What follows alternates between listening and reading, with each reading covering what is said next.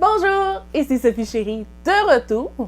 Aujourd'hui pour une autre partie dans ma vie, on pourrait dire, mais ma première grossesse qui a eu il y a un peu plus que 7 ans. Donc, je vais vous expliquer comment ça s'est passé et tout ça. Donc,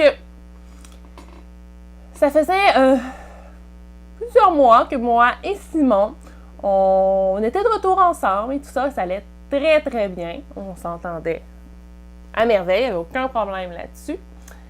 Et on a décidé, à un moment donné, tous les deux, que on arrêtait la contraception et qu'on s'essayait pour un bébé. Mais, on ne savait pas combien de temps ça allait prendre, hein? C'est assez évident, hein? Donc, on laisse les choses aller et tout ça. Mais, proche de la période des fêtes, je me sentais bizarre vers les fêtes, là. Les fêtes, ça veut dire 2010. Je me sentais bizarre, puis Simon dit, tu sais, t'es peut-être enceinte, puis tout, mais là, on était, ça allait être les fêtes, là, fait qu'on n'avait pas le temps de faire un test ou quoi que ce soit, parce que on allait aller passer les fêtes chez ses parents et tout ça, donc on a décidé d'attendre après les fêtes. Par contre, durant les fêtes, Simon s'est arrangé que discrètement pour vider mes coupes de vin et tout ça, parce qu'on n'a pas pris de chance là-dessus, hein? Et après les fêtes du jour de l'an, qu'on était de retour chez nous et tout ça, on est allé chercher un test. Simon était là, j'ai fait le test, puis je vous dirais qu'en quelques secondes, la ligne est apparue net, méga net. Ça avait vraiment, tu sais, il n'y avait aucun doute que j'étais enceinte. Là, à partir de ce moment-là, on s'est dit, ben là, ça va nous prendre un médecin pour suivre cette grossesse-là.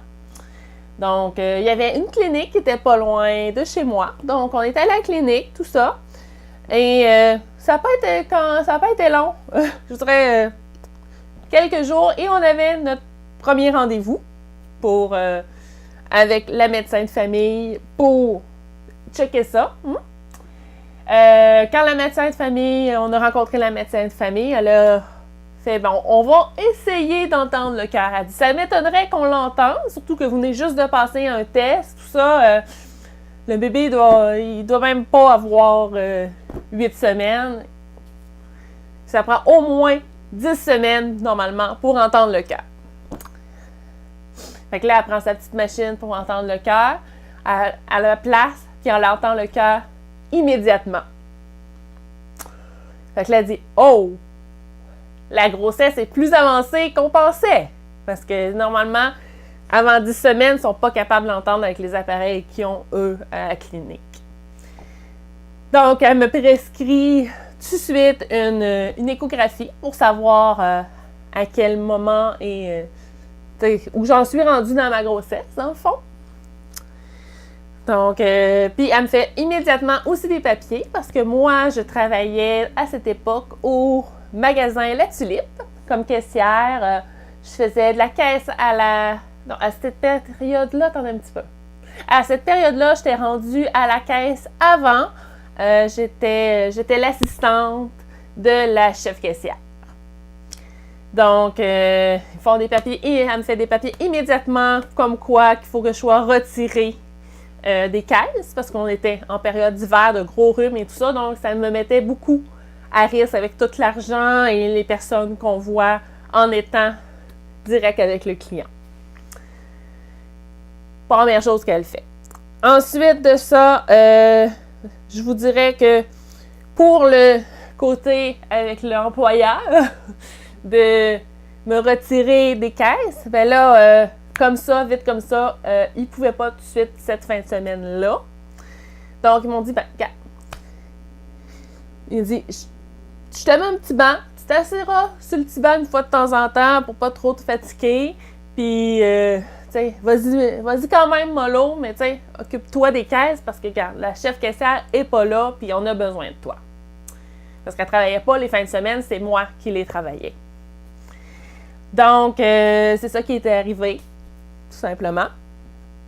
Mais, on a eu des problèmes d'interact, de carte de crédit et tout ça, fait que le petit banc a pris le bord la fin de semaine pas mal, hein?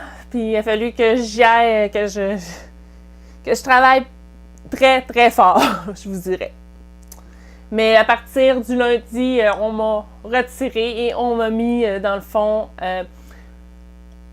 au secrétariat, qui est l'assistante de la secrétaire, dans le fond. Je suis devenue assistante de la secrétaire des boss, parce que c'est une entreprise familiale, donc il y avait 2 boss, plus le papa. Donc, je me suis retrouvée là, que justement, et en plus, la secrétaire était elle aussi enceinte. Donc, on était 2 enceintes qui s'occupaient du secrétariat de l'entreprise. J'ai fini par avoir mon échographie, mais ça a quand même été rapide, je vous dirais. Là, j'ai peut-être attendu 1 semaine, pas plus, je vous dirais. Fait que, malheureusement, à la première échographie, Simon ne pouvait pas être là parce qu'il travaillait.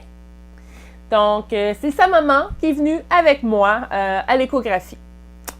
Et à l'échographie, on a vu vraiment un beau bébé.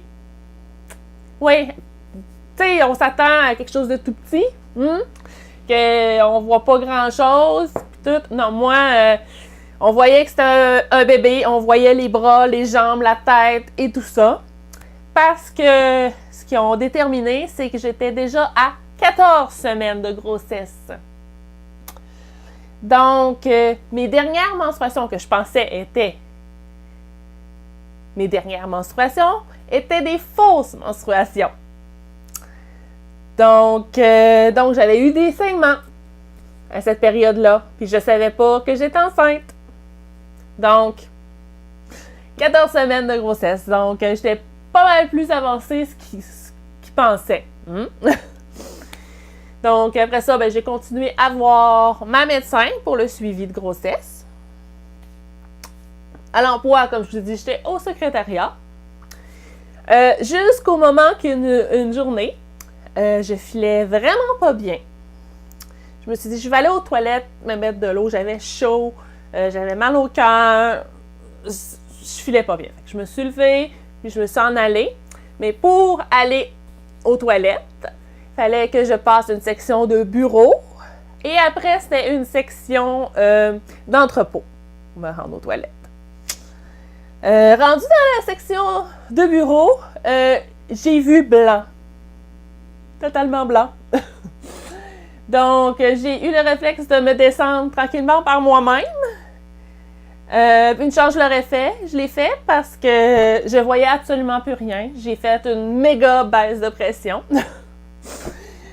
Donc, là, ils sont occupés de moi. Ils m'ont donné du jus pour essayer de m'aider.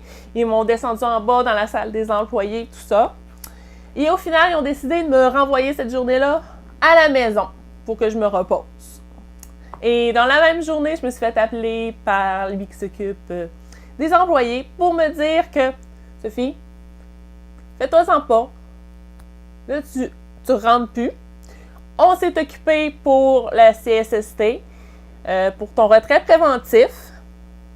Tu restes à la maison à partir de maintenant. » Donc, je leur ai fait une grosse frousse. Donc, ils ont décidé que c'était mieux que je reste à la maison. Donc, les baisses de pression comme ça, fallait que je fasse hyper attention. J'en avais beaucoup.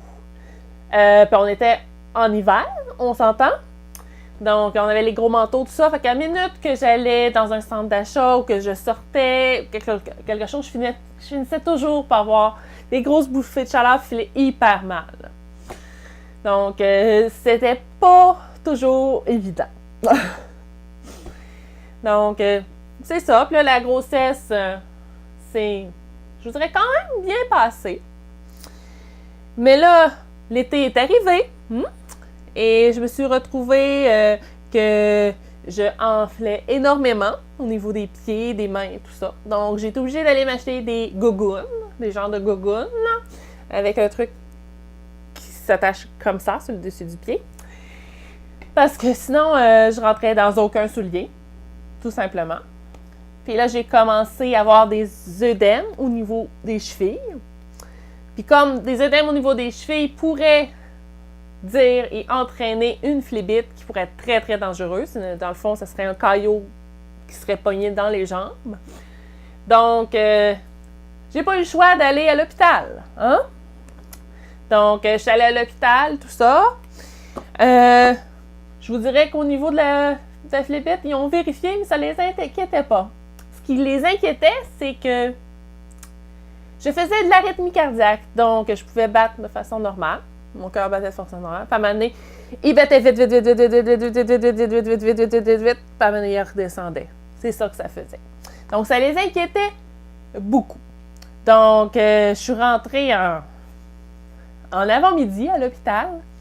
Et je suis sortie vers minuit, 1h du matin, le temps que le médecin finisse par venir me voir pour au niveau du cœur.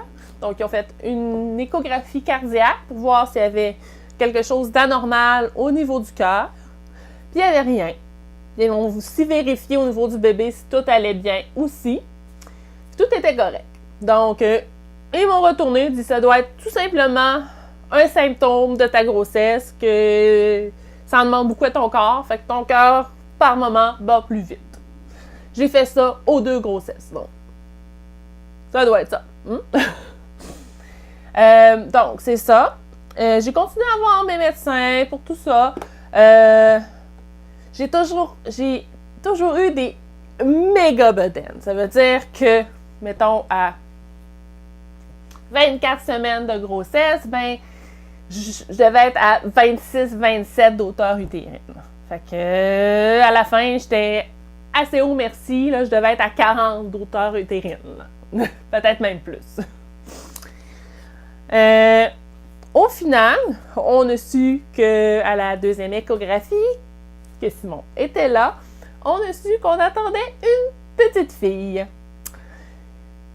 La partie la plus difficile, c'était de trouver un nom, je vous dirais. Parce que Simon aimait certains noms, moi j'aimais certains noms. Il y en a que je trouvais que ça faisait trop vieillot, puis tout ça, je voulais quelque chose de bien, t'sais. C'est la maman à Simon qui a trouvé le nom de notre petite fille. Parce que Simon aimait beaucoup Alice. Mais moi, je trouvais que Alice, ça faisait vieux. Puis sa maman est arrivée et elle a dit « Pourquoi vous ne l'appelleriez pas Alicia? » On a fait « Alicia. » Oui. Donc, finalement, on a choisi le prénom Alicia pour notre petite fille. Alicia était prévue pour le 29 juillet 2011. Par contre, moi, il a fallu qu'on déménage parce que moi, j'habitais dans un 3,5. Donc, il n'y avait pas de pièce pour bébé. Donc, on a décidé de déménager. Fait qu'on est passé de où on était à Vanier pour s'en aller à Charlesbourg dans un autre appartement. Donc, ça impliquait faire des boîtes enceintes et déménager le 1er juillet alors que tu accouches normalement supposé d'accoucher le 29 juillet. Puis il a fallu que je défasse les boîtes, tout ça, pas mal tout seul. Parce que Simon travaillait et était vraiment, vraiment beaucoup occupé. Donc, j'ai fait ça tout seul. Ensuite,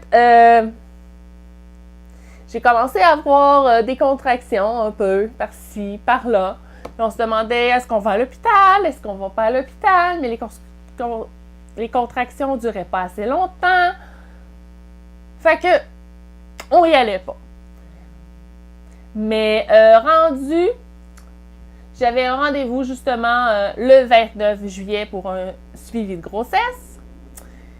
J'avais toujours pas accouché.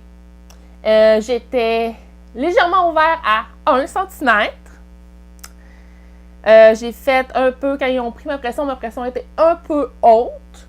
Donc, puis j'étais hyper enflée, puis je filais vraiment mal. Ça faisait, je vous dirais que ça devait faire 2 semaines que je ne dormais plus.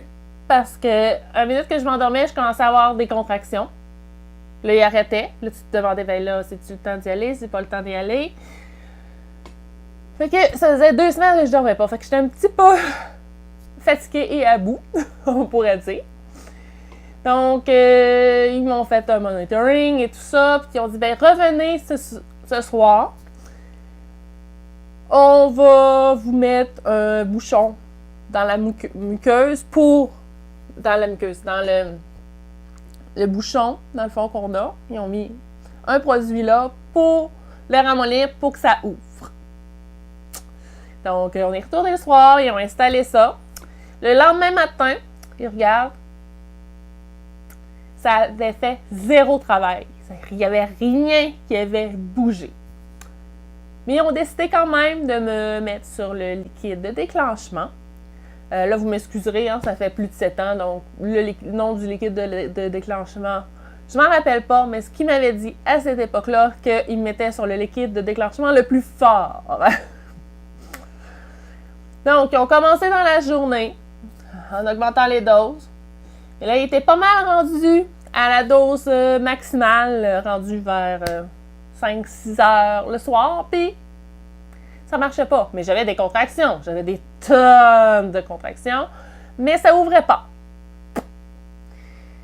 Donc, ils ont décidé d'arrêter pour cette soirée-là. Ils m'ont donné un calmant pour que je puisse dormir puis me reposer.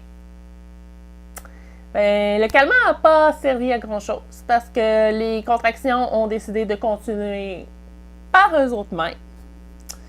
Et durant la nuit, le travail a commencé. En plein milieu, je vous dirais vers quoi? Peut-être 4 heures le matin. Très, très de bonne heure le matin. Le médecin est venu voir. Il a vu que j'étais ouvert à 4, ce qui était mieux que le petit 1 que depuis. Hein? Donc, il a pris la décision de crever la poche des os. Donc, il a crevé la poche des os, tout ça, puis il m'a laissé comme ça. Il dit plus tard, quand les infirmières vont être là, vont venir vous réinstaller tout ce qu'il faut pour vous remettre sur le liquide de déclenchement le plus fort. Donc, ils m'ont mis sur le liquide de déclenchement le plus fort. Les contractions ont continué. Ils ont dû faire ça. Ils ont dû recommencer vers 6-7 heures le matin. J'ai fait des méga contractions de la mort. Vers 10 heures, j'étais plus capable. Je voulais pas prendre d'épidural, mais j'étais absolument plus capable d'endurer. Ça faisait depuis l'autre journée que j'avais des contractions sans arrêt. Donc, tu peux pas te reposer. Hein? Donc, j'ai décidé d'avoir l'épidural. J'ai eu l'épidural et je suis partie. Je me suis endormie. J'étais plus là. Totalement plus là. Jusqu'au moment où j'ai commencé à avoir mal au cœur et à vomir. Mais là, ils comprennent pas ce qui se passe, que je vomis de même. Puis là, le cœur du bébé, il commence à faiblir aussi. La médecin finit par venir, puis là, elle regarde, puis elle dit « Wow! Elle passera pas, là! Le bébé est bien trop gros pour passer là! » Je devais être ouvert à 8 ou 9, j'étais quasiment rendue à l'ouverture maximale. Mais elle dit « Non, le bébé il est trop gros, il passera pas! » Puis là, moi, je vomissais, tout ça, elle dit « Là, non! Go, go, go! On s'en va en césarienne d'urgence! » Mais pour faire une césarienne d'urgence, il fallait qu'il installe un cathéter dans mon urètre, hein, pour que si je fasse pipi, que ça aille là. Mais le problème, c'est que pour installer le cathéter, idéalement, il faut que je sois couchée sur le dos. Et couchée sur le dos, je me mets à vomir automatiquement. C'est automatique. Donc, il a fallu qu'il m'installe un coin en triangle. Un triangle. Dans le dos pour que je sois un peu de côté. Puis là, ils ont pu m'installer. Parce que sinon, je n'étais pas capable, je vomissais automatiquement. Rendu de l'autre côté, ils ont voulu aussi me coucher à plat sur la table pour faire la césarienne. Non, ça ne fonctionnait pas non plus. Donc, ils ont été obligés de laisser le coin pour pouvoir faire la césarienne. Donc, ils m'ont branché, ils m'ont redonné un peu de liquide pour être sûr que j'étais bien gelée. Ils ont vérifié que j'étais bien gelée. Puis, ils sont partis faire la césarienne. Je pense que ça a pris genre... Dans tout ça, ça a peut-être pris 15 minutes, 20 minutes, gros max. Fait que, ils m'ont ouvert, mais là, ils ne sont pas capables de sortir le bébé. Je me suis retrouvée avec le stagiaire debout sur la table, en train de pousser sur ma bedaine pour sortir le bébé. Ouais. Là, ils finissent par sortir le bébé. La réaction du docteur, « Oh, les bajoux! » Là, je suis là, « OK. C'est quelque chose de pas normal? » Et là, j'ai entendu le bébé pleurer. Fait que je me suis dit, « OK, elle doit être correcte. » Parce que moi, je vois rien. Un gros tissu en avant de moi. Hein? Pour ceux qui ont eu des césariennes, vous savez c'est quoi. Fait que la première personne qui a vu bébé, ben c'est papa. Puis, vu qu'ils m'ont redonné du liquide pour me geler, j'étais gelée jusqu'ici. Je sentais à moitié mes lèvres. J'étais pas capable de bouger mes bras.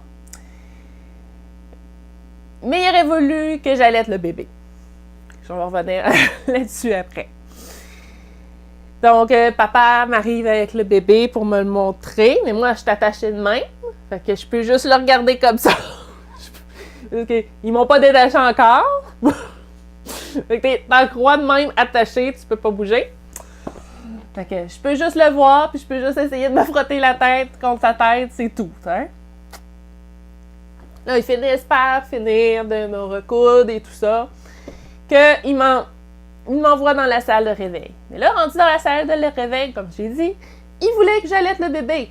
Mais j'avais aucun usage de mes bras. Mes bras étaient complètement engourdis par le liquide pour justement engourdir en bas. Ben, ça s'était rendu jusque-là. Qu'est-ce que c'est de tenir un bébé puis de lui donner le sein quand Simon a été obligé de m'aider là-dessus. Là, le pourquoi que je vomissais autant que ça, c'est qu'il y a eu une infection du liquide amniotique. Parce que le premier médecin a percé mes os vers les 4 heures du matin. Puis la césarienne d'urgence a été Alicia est née vers 4h54. OK? 16h54, si vous préférez. Donc, ça faisait un méchant bout que les os étaient crevés. Donc, il y a des bactéries qui sont entrées. Puis pendant tout ce temps-là, ben moi, j'avais pas le droit de manger. Fait que, ouais. Là, on finit par retourner dans notre chambre, tout ça. Moi, j'ai eu des antibiotiques pour le fait que j'avais eu une infection du liquide amniotique. Par contre, bébé Alicia, là, ils n'ont rien donné. Une infection du liquide amniotique. Le bébé trempe dans le liquide amniotique. Ils ne donnent pas d'antibiotiques au bébé. Là, ça a commencé à être de plus en plus weird à partir de maintenant. Donc, là, on a bébé Alicia. Mais là, vu que bébé Alicia pèse 10 livres et une. Oui, c'était un gros bébé de 10 livres et une. En retard, oui, d'une semaine, pratiquement. Le temps que tout ça se fait, j'étais en retard quasiment d'une semaine. Fait que là, ben, elle se faisait piquer au pied plusieurs fois par jour pour vérifier son taux de glycémie. Parce qu'il disait, vu qu'elle était un gros bébé comme ça, elle pouvait avoir des problèmes à ce niveau-là. Fait que là, plusieurs fois par jour, elle se faisait piquer sur le pied. Et mon conjoint tombe des pommes, file mal. À minute qu'il voit une aiguille, quelque chose qui pique. Donc, il n'est pas capable d'être avec le bébé. Donc, c'est moi qui est césarienne, qui est dans le lit, qui est pas trop loin, qui essaye de rassurer bébé Alicia. Hein? Là arrive une journée. Ben, une journée. Je vous dirais que c'est le lendemain. Qu'il arrive avec l'infirmière vient voir le bébé, puis tout ça. Puis elle dit elle a l'air d'avoir encore des sécrétions dans ses voies respiratoires. OK. Fait que là, elle sort son truc de succion pour aller enlever ça. Mais là, Alicia est en train de virer bleu. Belle-maman était avec moi. Parce que Simon était parti avec son papa pour manger, parce qu'il n'avait pas le droit de me quitter. Il fallait qu'il soit 24 heures sur 24 avec moi à cause de la césarienne. Ben, bébé Alicia était bleu. Fait qu'il a fallu qu'on crie, mais qu'on crie pour que l'infirmière arrête. Elle a arrêté. Elle a fini par arrêter. Elle s'est revenue de couleur normale. Mais l'infirmière est partie avec Alicia à la pouponnière, parce qu'elle dit c'est pas normal qu'elle ait fait ça. Je vous reviens dans quelques minutes avec le bébé, on va juste faire quelques vérifications. Mais mon conjoint, il venait tout juste de partir avec son papa pour aller manger. Fait que le temps qu'il mange tout ça, puis qu'il revienne, c'est peut-être passé une demi-heure, et bébé Alicia est toujours pas de retour. Puis, j'ai pas d'informations sur ce qui se passe du tout. Fait que là, papa Simon et puis grand-maman puis grand-papa sont un petit peu inquiets. Fait que papa Simon, je vais y aller à l'infirmière. Voir la pouponnière, qu'est-ce qui se passe? Il va voir la pouponnière, tout ça, ils disent qu'ils ramènent le bébé dans quelques minutes. Une demi-heure passe, une heure passe. Toujours pas de bébé. Fait que Simon retourne, tout ça, puis là, ils veulent pas trop nous dire ce qui se passe, pantoute, puis là, moi, j'en peux plus, là, je me mets à pleurer, je sais pas ce qui se passe avec ton bébé. Ils veulent pas te répondre qu'est-ce qu'il y a, ils veulent pas te répondre pourquoi, qu'est-ce qui se passe, rien. On finit par leur avoir, mais là, on a un cathéter sur la tête. Ils disent qu'il faut qu'ils donnent des antibiotiques et d'autres affaires. Mais ils nous disent pas ce qu'elle a. Ils veulent pas nous l'expliquer. Puis ça finit que c'est une infirmière stagiaire qui sait qu'on lui a posé des questions puis qu'elle nous l'a dit, mais je pense qu'elle a dû se faire ses doigts pas mal. Parce que ce qu'on a su, c'est que l'infection du liquide amniotique que j'avais, que moi j'ai eu des antibiotiques, mais Alicia n'en avait pas eu. Fait que Alicia avait une grosse infection en elle. Fait qu'il fallait qu'il traite ça. Donc, il fallait qu'il donne des antibiotiques assez régulièrement pour réussir à sortir ça de son système. Mais là, c'est un cathéter qui est sa tête. T'as un petit bébé naissant.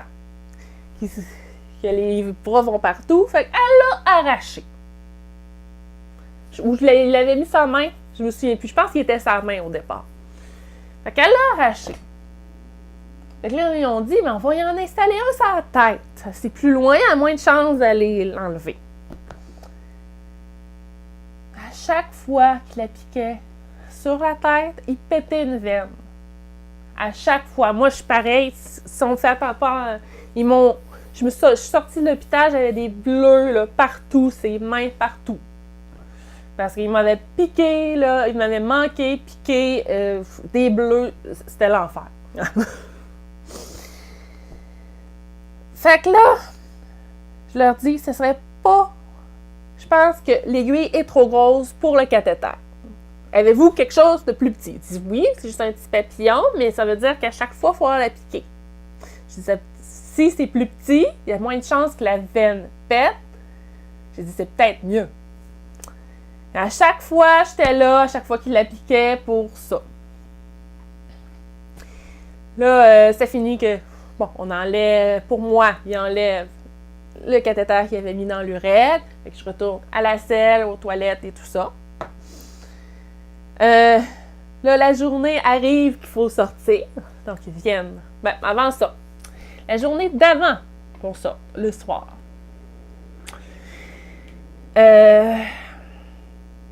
Mon conjoint a fait une de ses crises de migraine, mais de migraine accompagnée.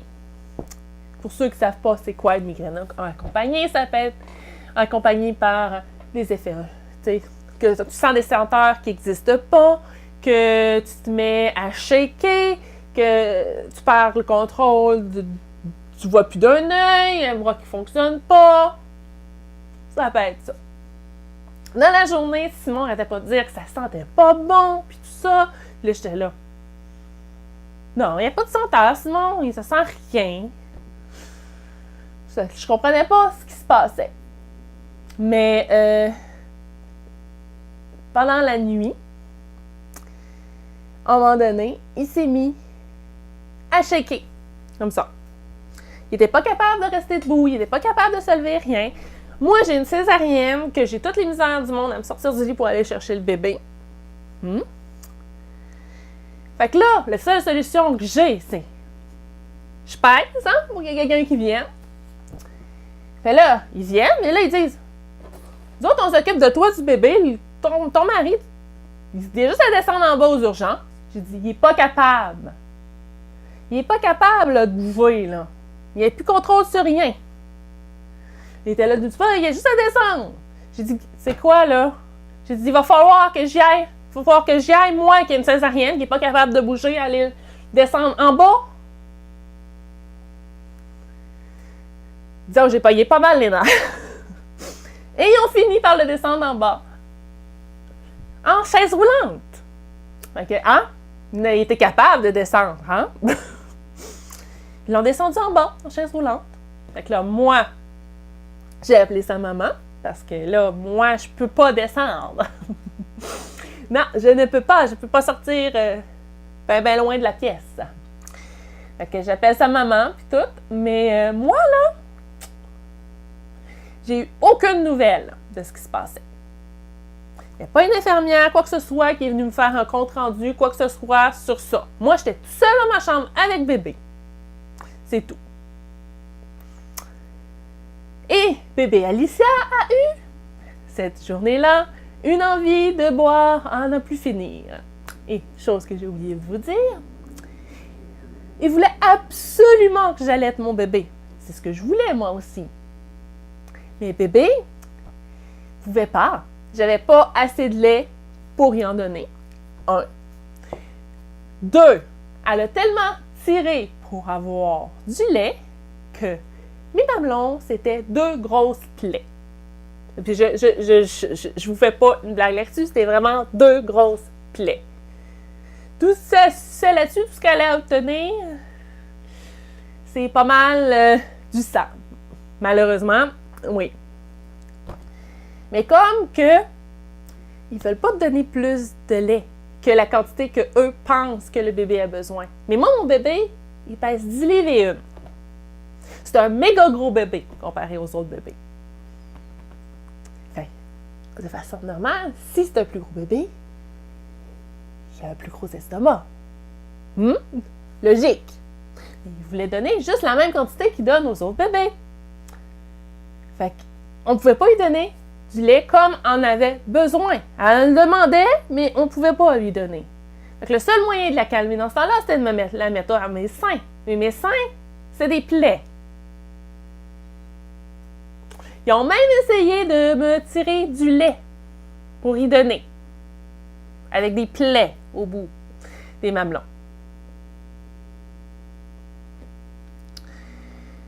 Fait que la soirée où Simon était aux urgences, Alicia voulait du lait. Il voulait pas m'en donner. Fait que j'ai passé la soirée à avoir à côté à mes seins, que ça faisait mal à mourir, pour essayer de la calmer. On a essayé la suce, on l'a roulée, tout, il n'y avait absolument rien à faire. Elle a fini par se calmer, parce qu'elle a bien vu que elle n'allait pas avoir de lait, hein? De plus. Aucune information sur Simon. C'est l'information que j'ai eue. Simon qui est arrivé dans la chambre, puis qui lui avait donné son congé, c'est tout. Fait que là, Simon était épuisé. Il avait passé la nuit aux urgences. Fait qu'il est allé se coucher. Donc, il s'est endormi. Pendant qu'il faisait dodo, ben, ils sont venus me retirer mes agrafes. Puis mettre les tapes chirurgicales. Puis lui, il était pas là, il était parti. Il faisait des dodos. Là, ils sont arrivés, puis ils nous ont dit que c'était le temps de partir, mais que bébé Alicia devait rester à la pouponnière. On ne pouvait pas partir avec parce que son infection n'était pas encore traitée. Faute de qui? Donc, Alicia est restée 2 à 3 jours à la pouponnière pendant que nous autres, on était ailleurs. Fait qu'on essayait, on venait au moins une fois par jour pour voir bébé. C'était bien entendu le plus gros bébé de la pouponnière, on s'entend, hein? Il y avait des petits bébés qui étaient gros comme ça. Et moi, mon bébé, ben, c'était un gros bébé. Finalement, on a eu le OK pour se retourner à la maison. Mais on lui a donné de la formule. Parce que je suis désolée, mais c'était des plaies. Une fois sorti de là, les seins, c'était fini. Puis je leur ai dit clairement que je n'allaiterais pas, que c'était pas possible. Mais ils m'ont rien donné pour éviter la montée. Fait que j'ai eu ma montée. Fait, imagine une montée de lait avec 2 grosses croûtes de sang. C'est des 2 grosses plaies croûtées de sang. Je peux pas sortir de lait. C'est l'infirmière qui est venue, parce que l'infirmière, il y a toujours une infirmière qui vient nous voir après un accouchement, quand on est rendu à la maison. Donc, quand elle est arrivée, elle a dit à Simon, la seule solution, c'était les feuilles de chou. Fait que Simon est allé acheter un chou à l'épicerie. Et on a mis ça. Ça a réglé le problème. Puis mes plaies sont tombées aussi pendant la période que j'ai eu du chou. Ils ont fini par tomber, mes plaies. Et on dit que la plaie, là, j'avais des canaux comme ça après la plaie. De ça aussi, non? C'était...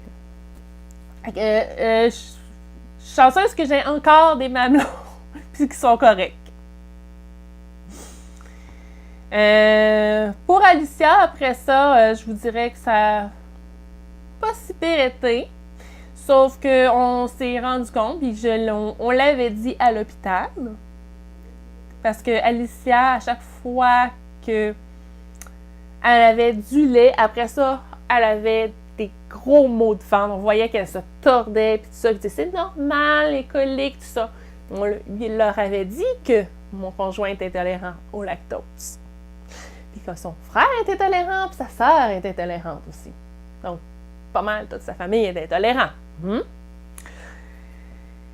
Mais au final, là, il y a un médecin qui commence à me dire, prenez un lait sans fer. C'est ce qu'on fait, tout ça, ça fonctionne pas plus. Puis je finis par réussir à voir ma médecin, parce que ma médecin de famille n'était pas disponible, donc j'étais allée au centre rendez-vous, puis c'est un autre médecin. Elle a fini par me prescrire de l'Alimentum, en fond, qui est un lait synthétique, qui n'a aucun allergène, puis tout ça, que c'est vraiment clean, là. Tu peux pas avoir plus clean que ça. Ben, tous les problèmes se sont réglés. Donc, là, après ça, Alicia a très bien été. Puis, ça conclut pas mal l'épisode de ma première grossesse.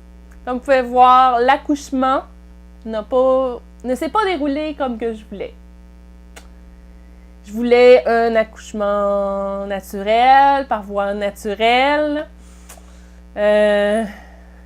Puis, tu sais, puis ça a juste été, je vous dirais... Disons que ça n'a pas été un bel accouchement.